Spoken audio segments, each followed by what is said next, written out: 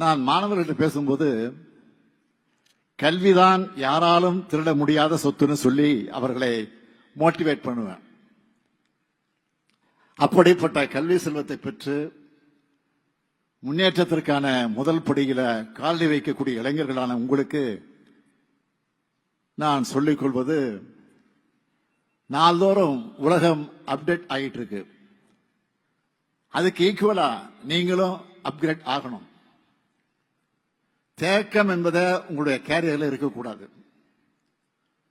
அதுக்கு ஏற்ற மாதிரி ஸ்கில் டெவலப் பண்ணிக்கங்க. உங்களுக்கு சப்போர்ட் பண்ண நாங்க இருக்கோம். இந்த நிகழ்வை பார்த்துக்கிட்டு இருக்கக்கூடிய இளைஞர்களுக்கு நான் சொல்லிக்கொள்ள விரும்புவது, அடுத்து அமைய இருக்கக்கூடிய நம்முடைய திராவிட மாடல் 2.0 ஆட்சிகளையும் இன்னும் ஏராளமான வேலைவாய்ப்புகள் வரப்போகுது. அதுக்கான எல்லா வேலைகளையும் நாங்கள் இப்பவே தொடங்கிட்டோம். அந்த வாய்ப்புகளை நீங்க பயன்படுத்திக்கிட்டு முன்னேறணும்னு கேட்டுக்கிறேன். அதே போல பணி நியமனம் பெற்று நம்ம அரசோட ஒரு அங்கமா செயல்பட இருக்கக்கூடிய நீங்க, உங்களுக்கு கிடைச்சிருக்கக்கூடிய இந்த வாய்ப்பை பயன்படுத்தி எல்லார்கிட்டையும் நல்ல பெயரை வாங்கணும். உங்களுக்கு மட்டுமல்ல, உங்க பெற்றோருக்கும் உங்க ஊருக்கும் இந்த அரசாங்கத்திற்கும் நல்ல பெயரை வாங்கி தரணும்.